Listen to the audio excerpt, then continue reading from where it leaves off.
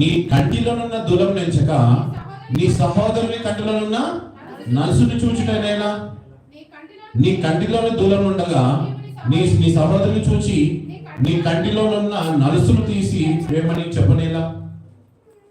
వేషధారి ఏమన్నాడు? వేషధారి మొదట నీ కంటిలోనున్న దూలంను తీసుకొనుము, అప్పుడు నీ సహోదరుని కంటిలో ఉన్న నలుసును తీసివేయటకు నీవు తేటగా కనబడదు.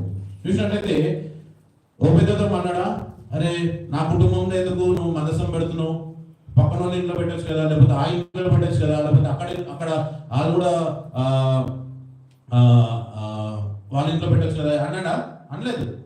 ఎప్పుడైతే దేవుని మందసంని దావీదు తీసుకొచ్చాడో, ఆయన గృహంలో పెట్టాడో, ఆయన కూడా ఏమనలేదు. ఎప్పుడైతే దేవుని సన్నిధిని ఆకర్షించేటట్టు చేయాలి మన జీవితాన్ని కానీ మన కుటుంబం కానీ, దేవుడు మన కుటుంబంలో రావాలంటే మచ్చ డార్క్ లేకపోతే డాట్ కానీ లేకపోతే ఏదైనా మార్కుంటే ఇట్లా అంటే మన కుళ్ళు బుద్ధి ఉంటే రాడు.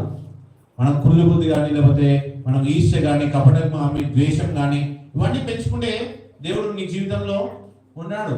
ఎప్పుడైతే దేవుడు మన జీవితం రావాలంటే కనుక దేవుని ఆకర్షించేటట్టు చేయాలి, దేవుని ఆహ్వానించాలి. నీ హృదయంలో ఏదైనా కానీ అది ఏ పరిస్థితి అయినప్పటికీ దేవుని మనము ఆహ్వానించేటట్టు ఉండాలి. మనం చూసినట్టయితే చాలా కుటుంబంలో చూసినట్టయితే ఫస్ట్ అత్త ఎప్పుడు ఏం చేస్తుందంటే కోడల్లో తప్పు చూస్తుంది. ఎలా అయితే మచ్చ డార్క్ ఇవన్నీ ఉన్నాయో అవన్నీ కూడా అత్త ఏం చేస్తుంది, ఫస్ట్ తప్పులే చూస్తుంది.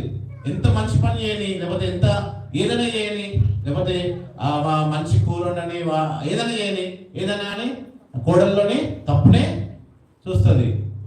కానీ అలానే అత్త కూడా ఏం చేస్తుంది, ఆ కోడలు కూడా ఏం చేస్తుంది, అత్తను కూడా ఎప్పుడు చూసినా నన్నే తిడుతుంది, ఎప్పుడు చూసినా నన్నే అంటది, లేకపోతే ఈ కూర బాగాలేదు, ఈ ఛాయ్ బాగాలేదు, కూర ఇది ఛాయ్ పెట్టడం రాదు, కాఫీ చేయడం రాదు, ఏం నేర్పిస్తుంది మీ అమ్మ అని చెప్పేసి తిడతా ఉంటారు కదా.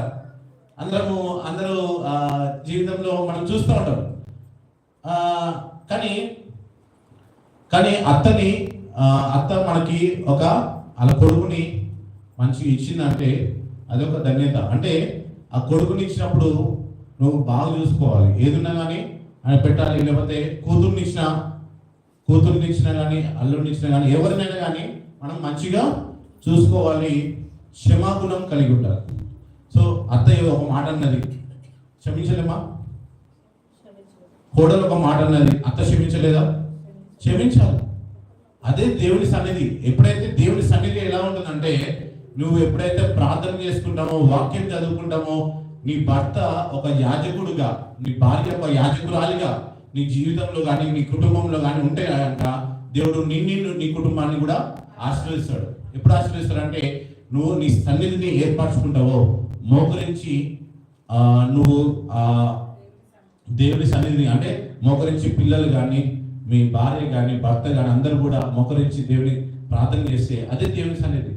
ఒక బిల్డింగో లేకపోతే ఒక ఇల్లు లేకపోతే ఒక పెద్ద బంగ్లానో లేకపోతే ఏదైనా అంత పెద్ద ఏం అవసరం లేదు. ఎప్పుడైతే నీ కుటుంబము రక్షణలో కానీ లేకపోతే దేవుని సన్నిధిలో ఉన్నారంటే కనుక, ఎప్పుడైతే దేవుని సన్నిధి ఉంటుందంటే